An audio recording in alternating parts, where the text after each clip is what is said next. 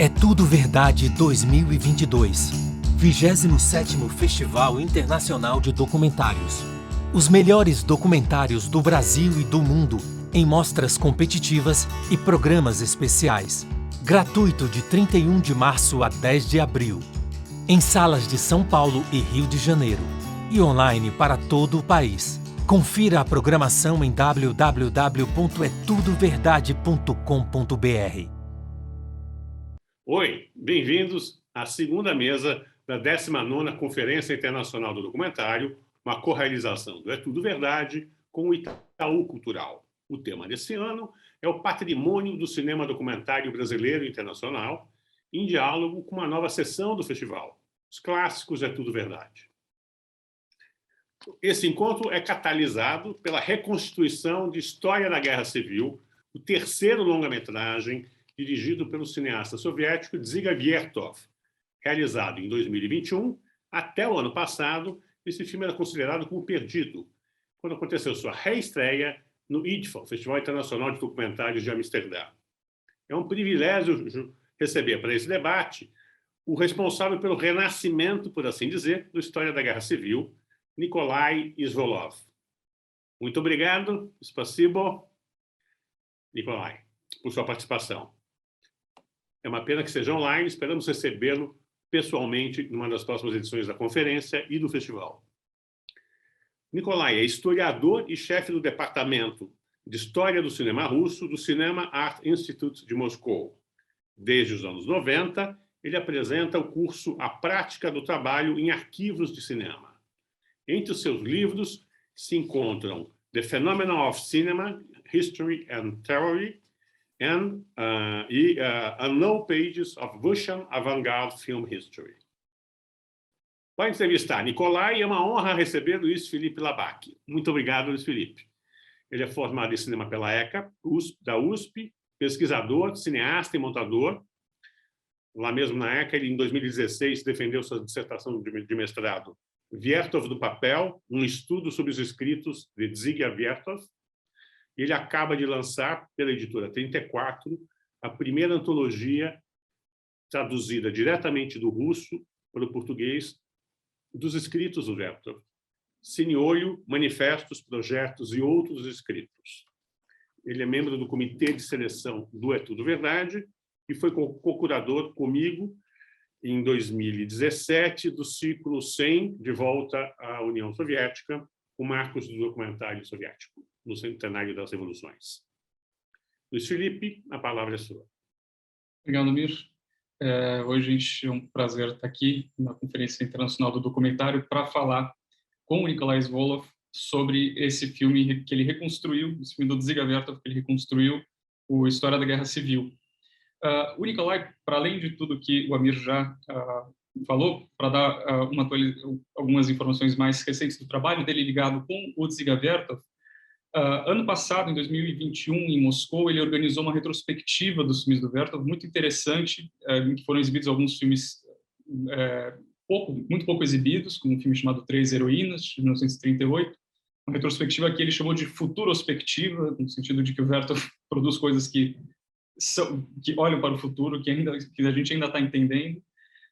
E em 2018, no IDFA, no Festival Internacional de Documentários de Amsterdã, aconteceu a premiere mundial da primeira reconstrução, do primeiro restauro que o Izvolov fez de um filme do Viértov, que foi o Aniversário da Revolução, que é o primeiro longa-metragem que o Viértov fez, ainda em 1918, e que reestreou exatamente 100 anos depois no IDFA em 2018. E aí, no ano passado, em novembro, ou seja, 3 anos depois do aniversário da Revolução, o Nikolai apresentou essa reconstrução dele do o aniversário, a História da Guerra Civil, que também, a estreia desse restauro também aconteceu 100 anos depois da estreia original do filme, em 1921. Enfim, então é um prazer ter esse filme no É Tudo Verdade. Enfim, imagino que vocês já tenham assistido ou ainda vão assistir no nosso festival. E é sobre esse filme, mas um pouco sobre o trabalho de restauro, reconstrução, de trabalho com os arquivos fílmicos nesses dois projetos que eu vou conversar com o Nikolai aqui. Então, Então, bom, eu vou falar em inglês, peço então que vocês acompanhem, por favor, pelas legendas aqui embaixo.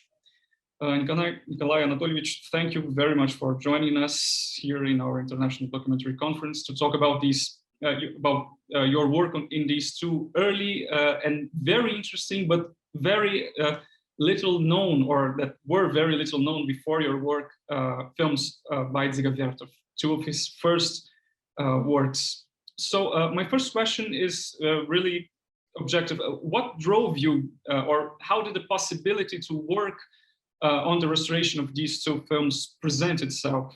And what were the main differences between these two projects?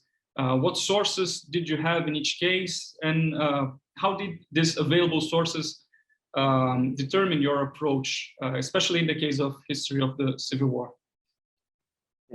Thank you, Luis Felipe. I'm very glad to be with you now. And of course, I will be glad to answer all the questions, because to answer questions, it's my main occupation. I always answer questions to all the people. This is my favorite job.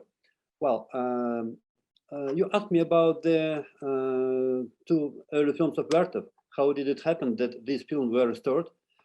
It's a very interesting question, even for me.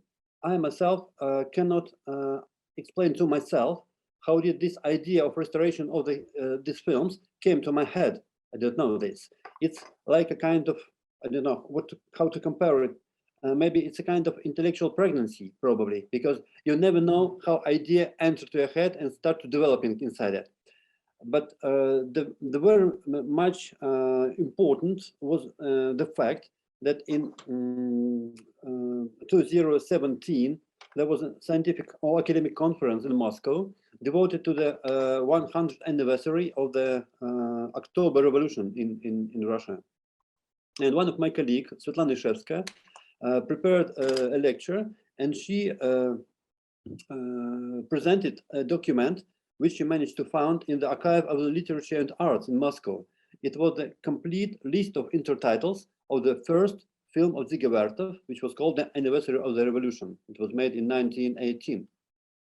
And while I was watching this document, I've understood that many of these intertitles, of these subscriptions, are already known for me. I've already met them when I was working at the Archive of the Documentary Films in Moscow. And the initial idea was to go to the archive, taking this list of the intertitles, and to look through all the documentary footage shot in 1917 and 1918, and to collect all the sequences which are equal to this list of these intertitles. And I did this. Fortunately, most of them, of these sequences, of these episodes, were collected and put together. It was like a miracle, you know, when you just take some different pieces of the films, of different films in hand, then you put them together and the film appears. It's very seldom happens, and it was very unusual and very strange feeling. And even now, when I remember this, I feel something, I'm like trembling, you know, it's like a miracle. Mm-hmm. And to be a witness of a miracle, it's of course, it's very pleasant, and one of the maybe mostly pleasant events in your life. So the next idea was to restore the next film of Dziga Viértov, which was also considered to be lost, which was called The History of the Civil War. It was a film made in 1921, especially for the third Congress of the International Communist, I'll say in English, Communist International. It was an international event which took place in Moscow in summer 1921, and it was the year when the Civil War was almost finished in Russia, in Soviet Russia. And Viértov, especially for this event, made a film about the history of the Civil War. The difference with the previous film was the following. The anniversary of the revolution, it was very important for the propaganda purposes, so the film was made in the many prints and spread on all the country. So it's not a miracle that one of the prints was preserved in the documentary film archive. But the next film, The History of the Civil War, was probably made only in one example. because it was not distributed in Russia. It was maybe shown only in time of the Congress in Moscow, and after that it was put to the archive or somewhere else, because documentary films very easily and very quickly lost their importance, because the new events comes and they replace the old events. So people always waiting for the news, and they never see the old documentary films, unfortunately. That's why the documentary films usually become the source for the next documentary films. They are cut to some sequences, and these sequences from the old films usually are included to the new films. That's the usual portion of the documentary cinema, unfortunately. And this happened with this film too. So for many years, film historians, they knew that the film existed in 1921, but they had no documents about the content of the film, and they didn't know how to trace the fortune of the film. There were no witnesses of the screenings, and even Vertov himself, in the end of 20s or in the beginning of 30s, wrote in his diaries that when he made a film about Lenin, 3 songs about Lenin, and he needed some sequences of the civil war in Russia, he didn't manage to find the film in its continuity. So the film in its original state didn't exist already in the end of 20s. So my task was to find some documents which are reliable for this restoration, some written sources, put them together, understand which are right and which are wrong, to prepare the total list of the episodes, and then find out these episodes in the archive and put them together. It was not easy. And the first work, the anniversary of the revolution, was made technically in 2 or 3 months. It was not technically difficult. But this job was long for 2 years, because it was many events which must be found, rediscovered, put together, proved for the authenticity, and so on. And in addition, the epidemic of pandemic of the coronavirus came, and this also reduced the speed of my work, because archives were closed and the communication between people were difficult and so on. But anyway, the work was done. And if we will compare this work with the first film, the anniversary of the revolution, I think that the first film was restored for maybe 98%, almost 100. But as for this film, I'm not sure that it was absolutely the same, and probably the film is restored for 90%. Some episodes where I did not found, some episodes I could not reduce because I didn't know how Vertov could edit them, to which episodes he could cut out. And I'm like a doctor. I don't want to put a third hand to the patient. So I was trying to preserve the body of the film in its original state, and I didn't put any author's work of mine into this. Probably this work is not the same as Vertov did, but you know, I think that it's very important to keep in mind that Vertov himself, that time, was not too much precise to the editing of the film. He, this is like a painter who is drawing with a big how to say, I don't know, brush, with a brush, and brush strokes, broad strokes. Nice and precise and pretty, but very much writing. And I think that this is his method for both of these films. He already used very big episodes from different films when he put them into his own film. So I think that we preserve this method, and I'm sure that Vertov would not be protest if he would see the result of my work. So I hope that the film also exists. It have a certain interest in different audiences, and I've already showed the film in some places in Amsterdam, for example.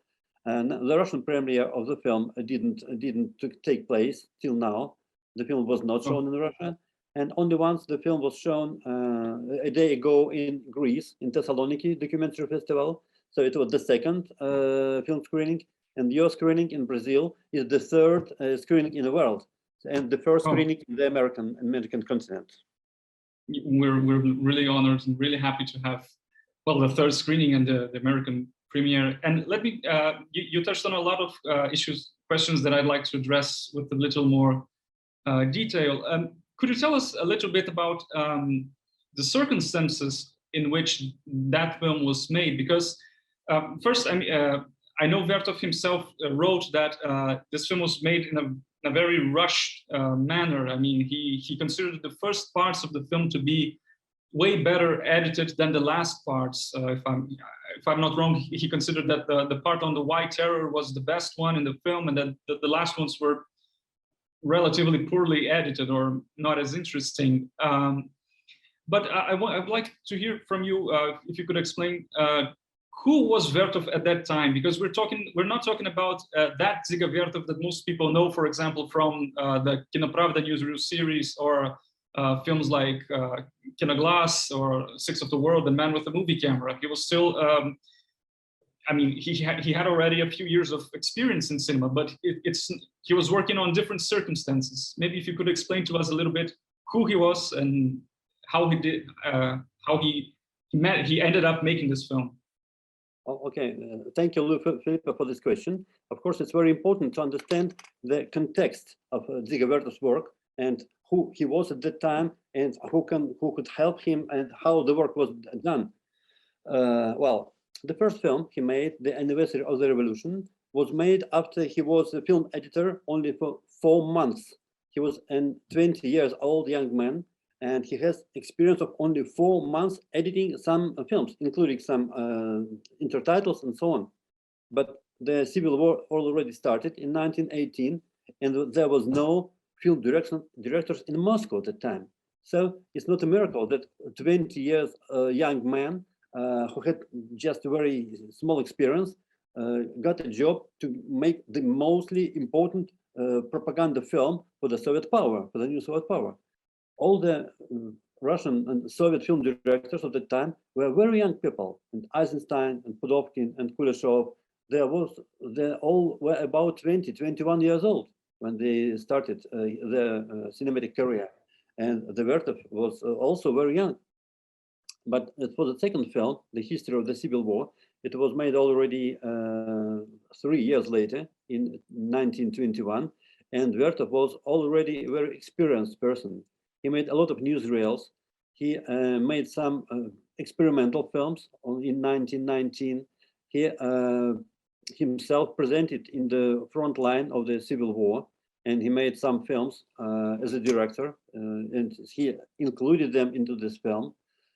So he was not a youngster. He was not a new person in cinema. He was a very experienced director and propagandist, and a person who distributed films during the Civil War in special propaganda trains, traveling along the front line. So it was a risky operation, and many times he had the possibility to be wounded or even killed, because the front line was everywhere. And he was a real person who visited the Civil War. And this film is made by a witness. He was a witness of this event. Of course, he could not visit all the places of the Civil War, because the front line was huge. It is very long, many thousands of kilometers.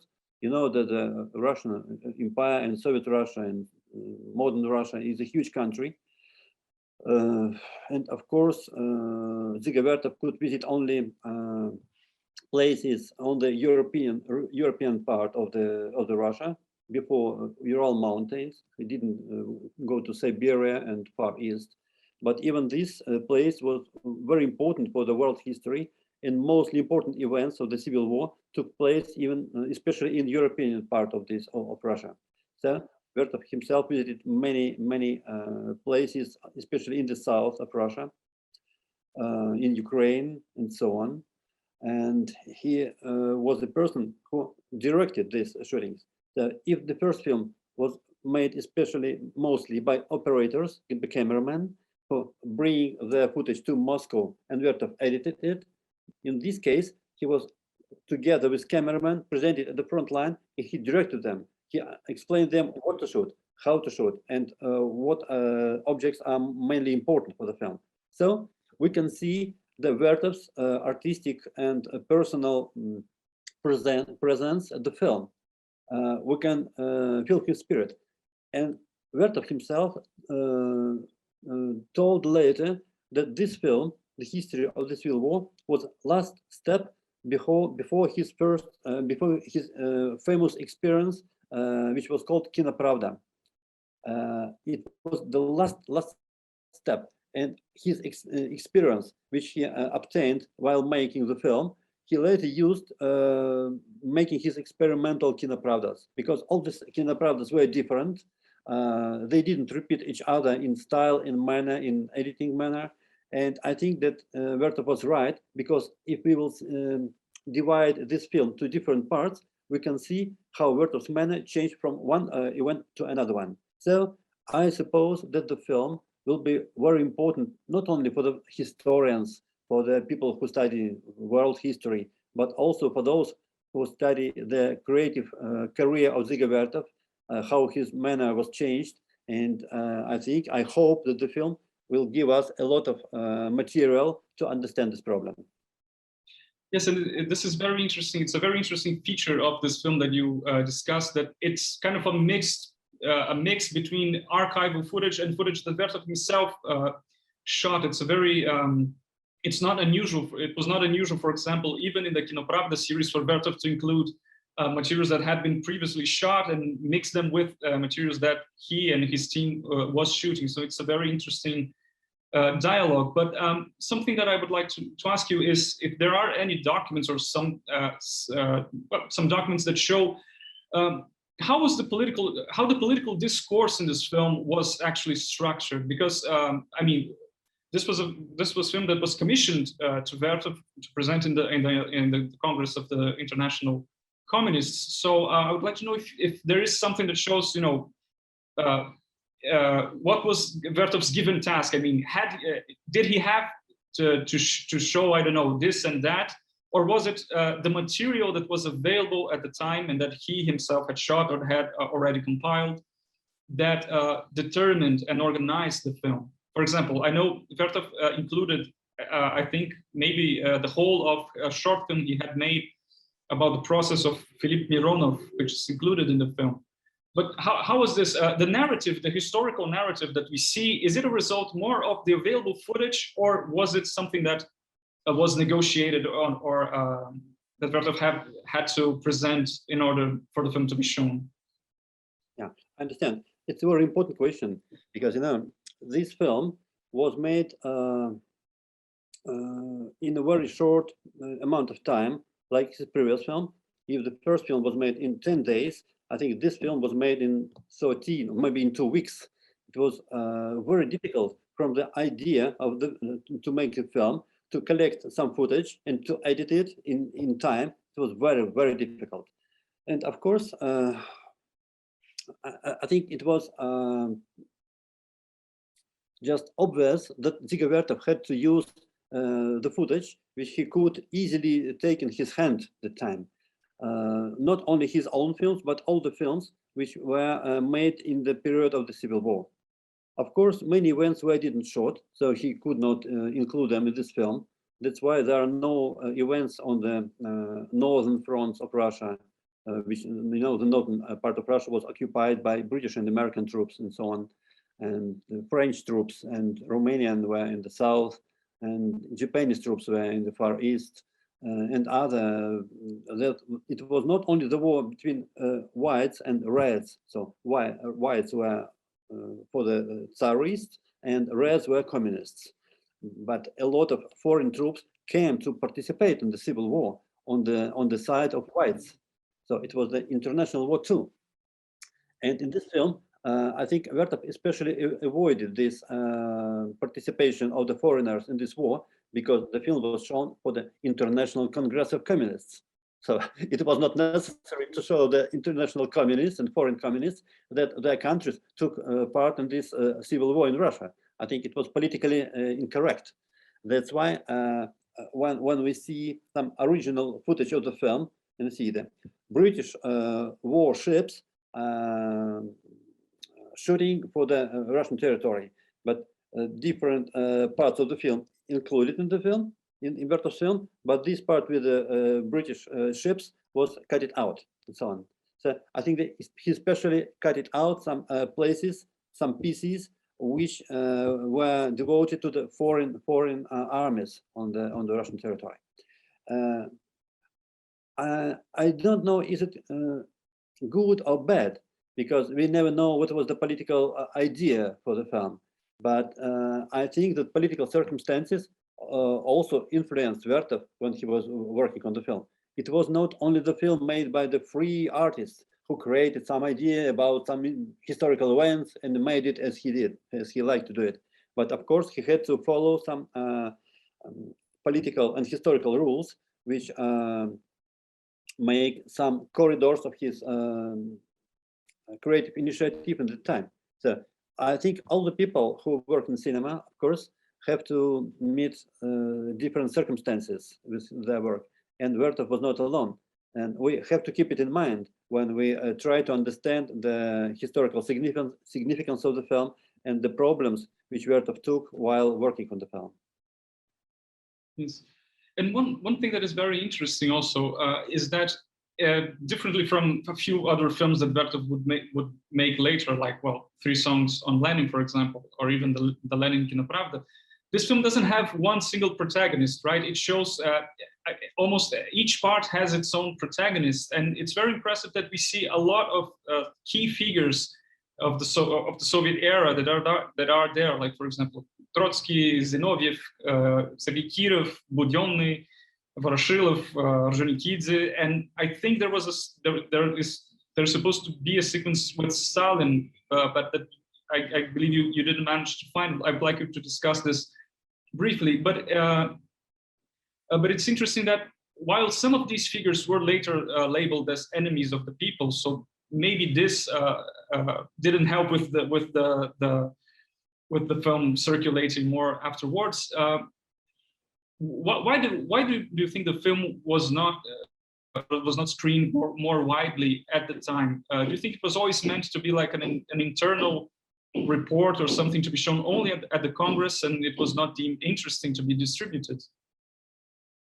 Well, of course, there are a lot of people in the film which later were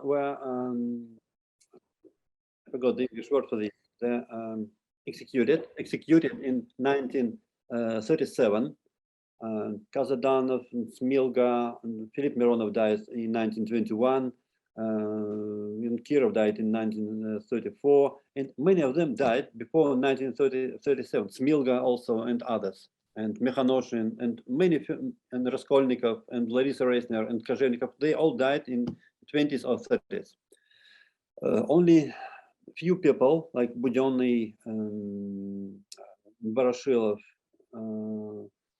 stay alive till the end of 30s, and Stalin, of course. All the others, even Trotsky in Mexico, he was killed by Stalin's people because he was very dangerous before the Second World War. His creative, his activity was very harmful for Stalin's people. But you know, that's the usual truth that and the usual story that the revolution always kill its children. If you see the history of French Revolution, we always we can mention that the people who started the process later were executed, but by the people who followed them. That's the general rule, and we never know why, but it is so. So, like French Revolution, Russian Revolution followed the same rules. And if we study the French Revolution with its documents, memoirs, and so on, we can discover the same structure, the same rules, which also were active and important in the history of the Russian Revolution. So for me, as for historian, it's not a question. I feel that the structure is the same. But of course, if we will try to discuss about the history and the biography of the real people, of course, it's very interesting because each of them have its own biography, its own rule to the understanding the revolution, his personal way into coming to revolution, and the same final event they were executed. Now, it's very strange, but it is. And I think that this film can help us to understand the general rule that civil war is one of the mostly dreadful events which people can meet in their life, because you fight not with foreign enemy, but you fight with your contemporaries and comparatives who are just think in a different way.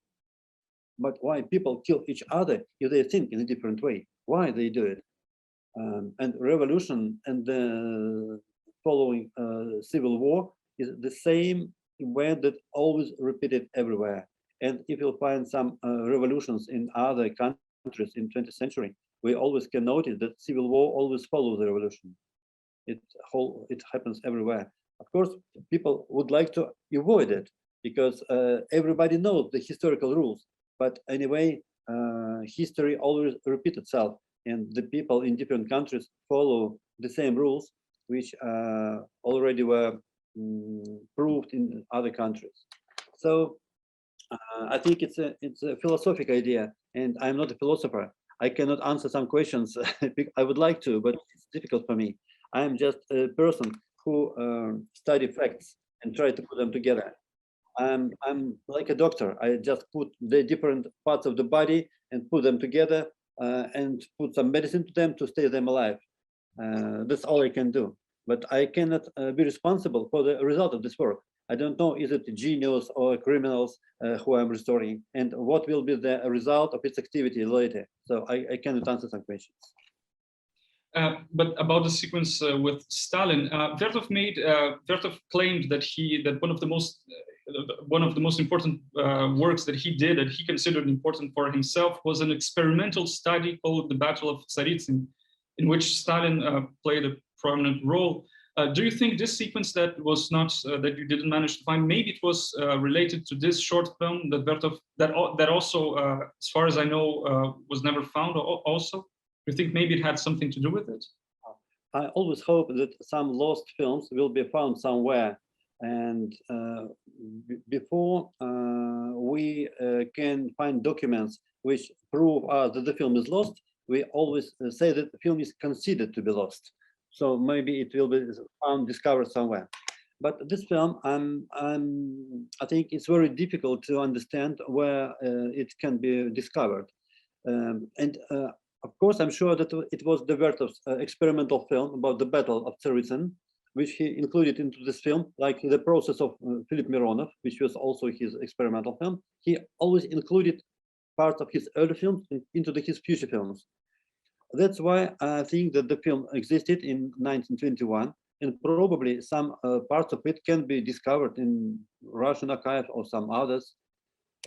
We know, for example, that some Kino Nedelia, Russian newsreels, which were the first edited in 1918 and 1919, later were discovered in Scandinavian countries, because Alexander Kollontai, a woman ambassador of the Soviet Union, when she went to Scandinavian countries, she took with her a lot of Russian documentary films and newsreels, maybe for propaganda purposes, I don't know why.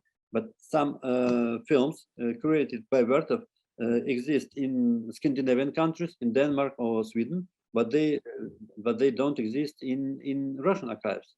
So probably some documentaries can be found in a very unexpected place, and maybe in South America, because we know that a lot of European films were discovered in Buenos Aires or in Montevideo or some other cities. So I think that the film archives of the South America still preserve a lot of unexpected and unusual things that we have to discover, and maybe we can arrange some mutual expedition into this archive to help archivists to identify films and maybe discover some masterpieces of the past. So yes.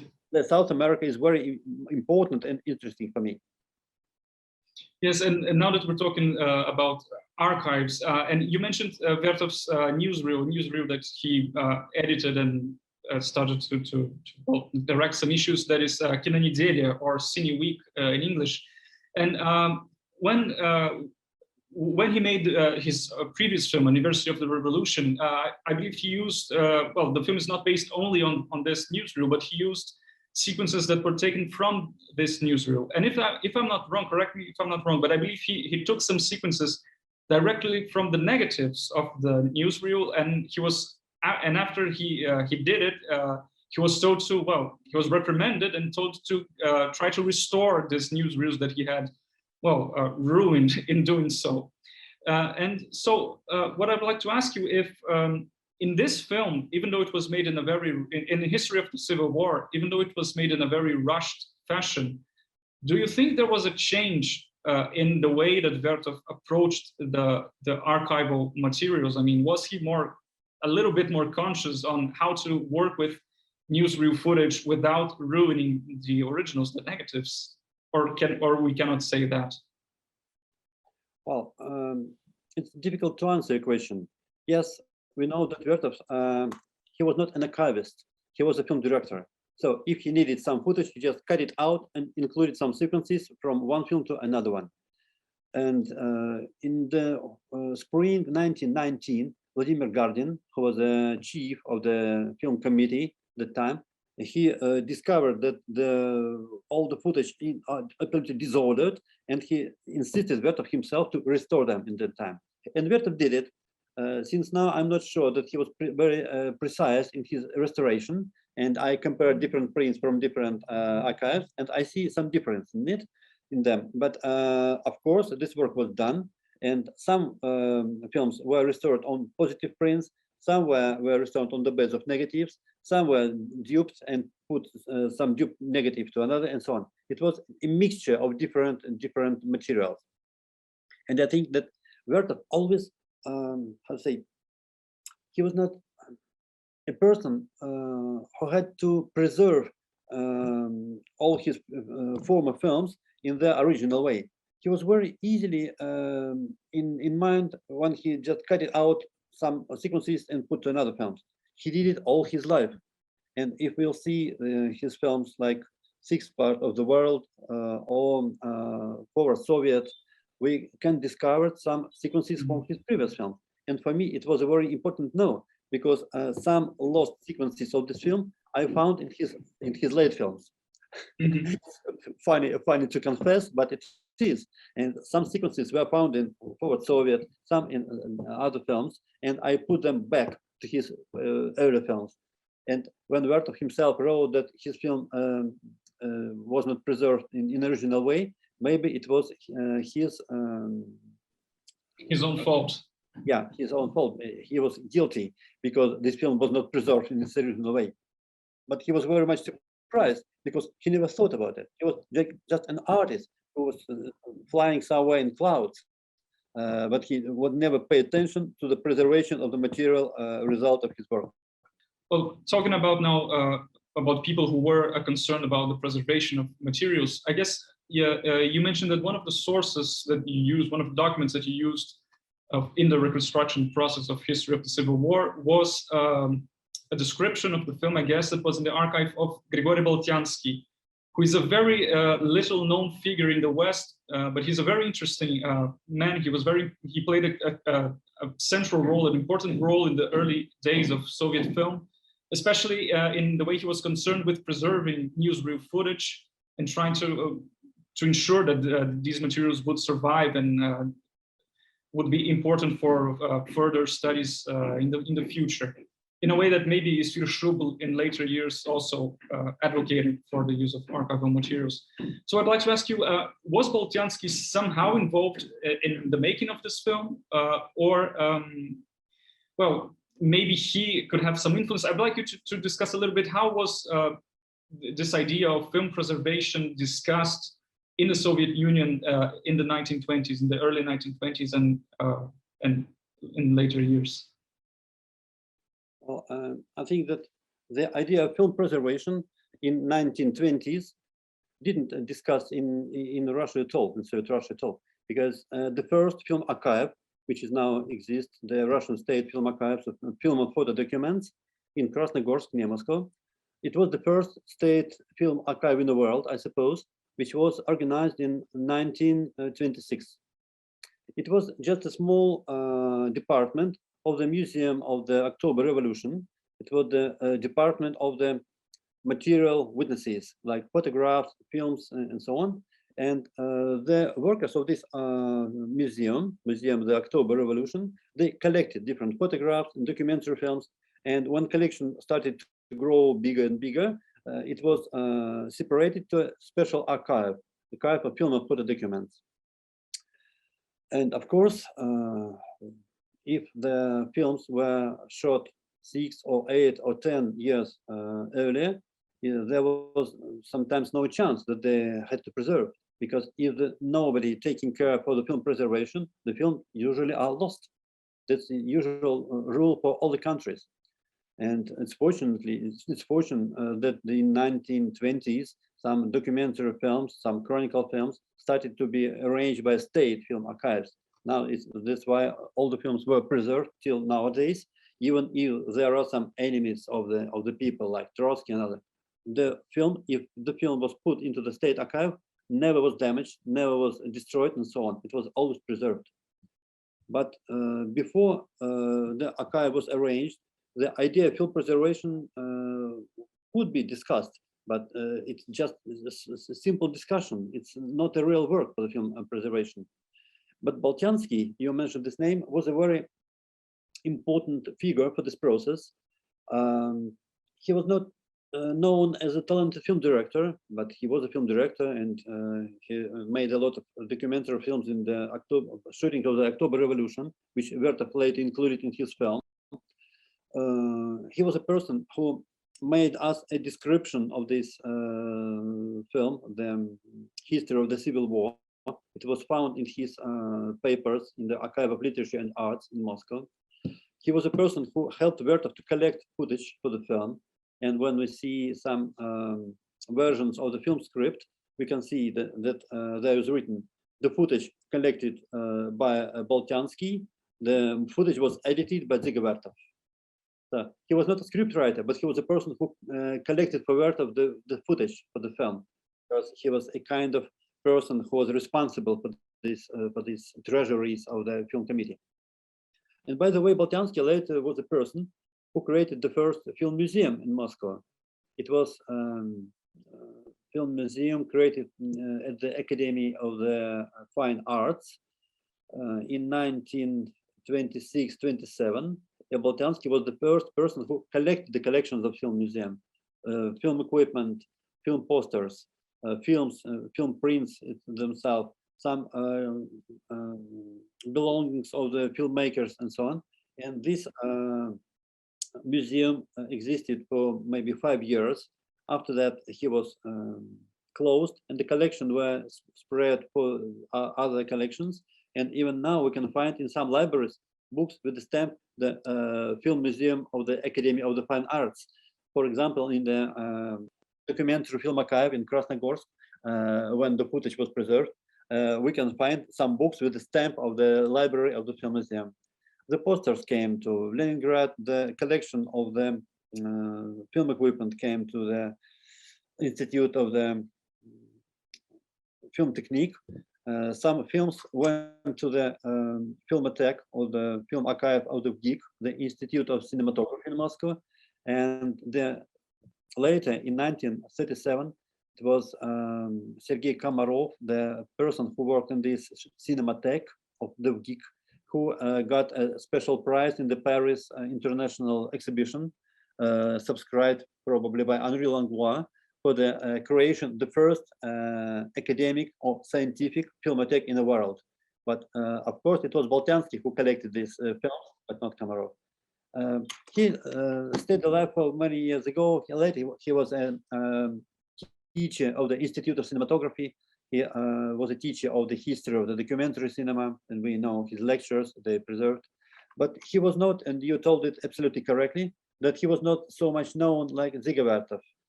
Everybody knows Dziga Viértov, but Boltiansky was always in the shade, in the shadow of the Viértov and other famous creators of the documentary cinema. He was just an archivist, a critic, a person who collected all this stuff. So it's important to remember this name and to understand the important role which he played for the preservation of the documentary cinema.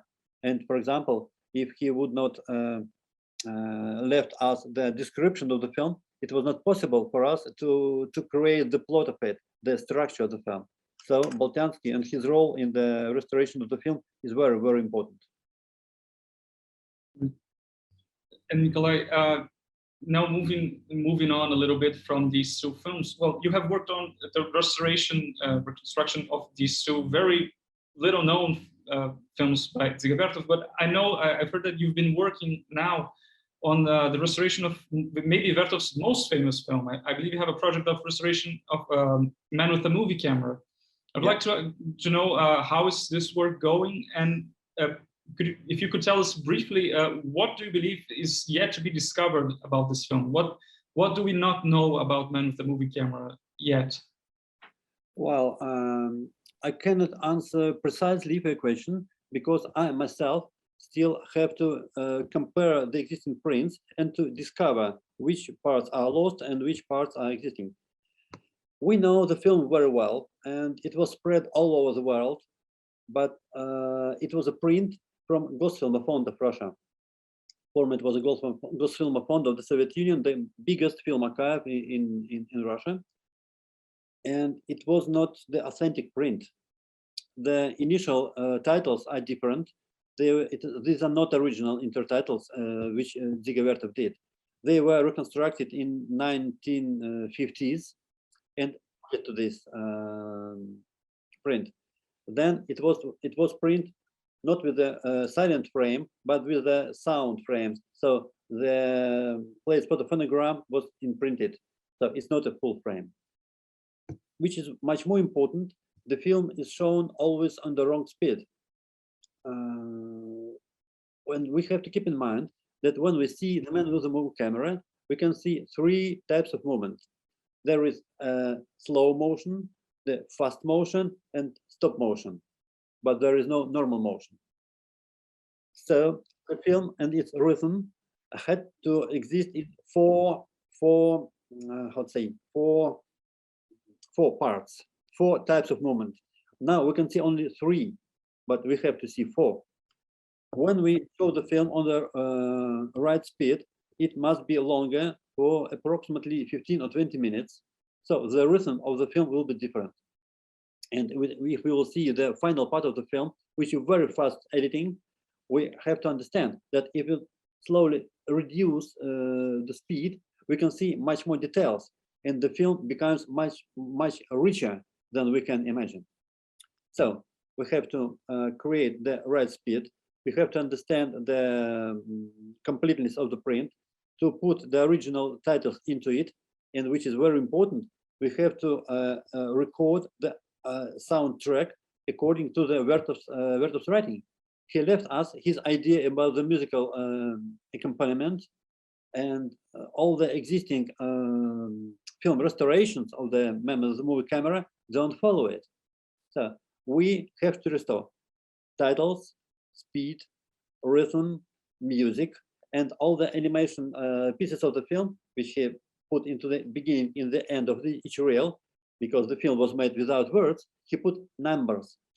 This number of the each reel was rising up in the beginning and falling down in the end of this reel.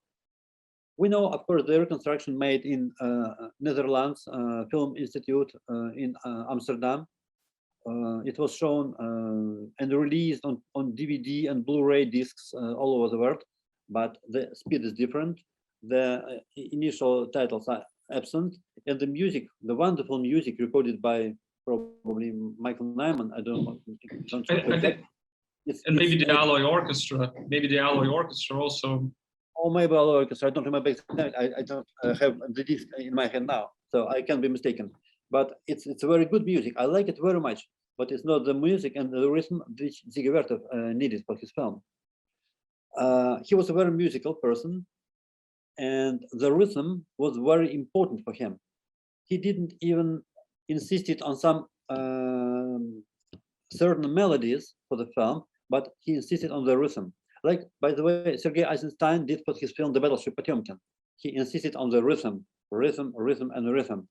And Viértov also made a film based on different rhythms, visual rhythms. So the sound and musical rhythm had to follow and to support the visual part of the film.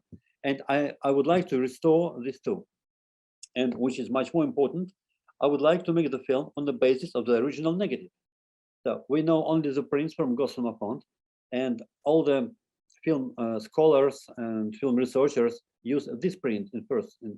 But the original negative was preserved in the Krasnogorsk film archive, and no one foreign film researcher never touched this print. It was absolutely untouched, and nobody even compared the Krasnogorsk negative and the positive print from Gosselin font or from Amsterdam Film Institute, for example. So I would like to compare frame by frame all the films to prove myself that the film originally was preserved in its original state, to restore all the parts which were damaged while preservation, problems of preservation, and to create the original films with the original speed, original music, and original titles, which are absolutely absent now. So it may be considered as a very simple work, but it isn't, because it's a very precise, very responsible work, and I think it must be done precisely, slowly, and carefully. So that's my idea, and it's a very simple idea, but I think that after the work will be done, the people will have a possibility to see the film in its original state, and I would like to do it very much. Now I'm starting to work with negative in Krasnogorsk, and my friends from Dutch Film Institute send me a visual, a digital copy of the print from their collection. So there are a lot of strange things already. For example, if we see the original negative from Krasnogorsk, we can see some numbers, because each shot has each number, which is written between frames. But in Dutch print, we don't see these numbers. So it means that this positive print from Amsterdam was not printed from the negative, with different prints, and we have to understand why. It's I have now no explanation for this, but I have to find the explanation and to explain people why it could be happen, and so on. That's only one enigma, but there are a lot of different enigmas in this film, and I hope that when the work will be done, I will write a special article on this, and it of course will be published, and I'll describe all the problems I met while working on this film. Fantastic. It's I'm anxious already to see what will come of your work, to see Man with Movie Camera on a new light, just as we are seeing, of course, history of the Civil War and anniversary of the revolution. Nikolai, I would like to thank you a lot for this talk. It was very dense, very rich, and well, thank you once more for your fantastic work on bringing back this, as you mentioned, this first phase of Viértov's work, which was virtually unknown. And in history of the Civil War, we can see, as you said, maybe the last step before Viértov started making his most famous works, like Pravda. So well, I'd like to thank you very much for joining us today for this wonderful talk. Thank you, Luis Felipe. Thank you for the invitation. It was very interesting for me to speak to you. And I hope that this discussion will help somebody, some people who will see the Viértov films, find some answers for their questions. If not, we can continue somewhere later, and maybe we can even have possibility to show the films with my presence in Brazil, and I will answer all the questions of people. I like to do it, and I never finish my meeting with them before I answer all the questions. If people can answer. So maybe some future we can see, by the way, The Man with the Movie Camera, maybe some other films by Viértov, because I think that some so-called lost films can be also discovered in some future. So maybe we can make in the range some retrospective or futurospective of some unknown Vertov. Why not? Maybe we can create it somewhere in the future. Sure, it's a great plan for the future. It would be fantastic to have you come here to Brazil in the future for a future perspective. Mm-hmm. Thank you, Luis Felipe. Thank you, friends. Thank you, spectators. Thank everybody. Thank you. Obrigado, pessoal. Obrigado por assistirem mais essa mesa da Conferência Internacional do Documento. É Tudo Verdade 2022, 27º Festival Internacional de Documentários. Os melhores documentários do Brasil e do mundo em mostras competitivas e programas especiais. Gratuito de 31 de março a 10 de abril. Em salas de São Paulo e Rio de Janeiro. E online para todo o país. Confira a programação em www.etudoverdade.com.br.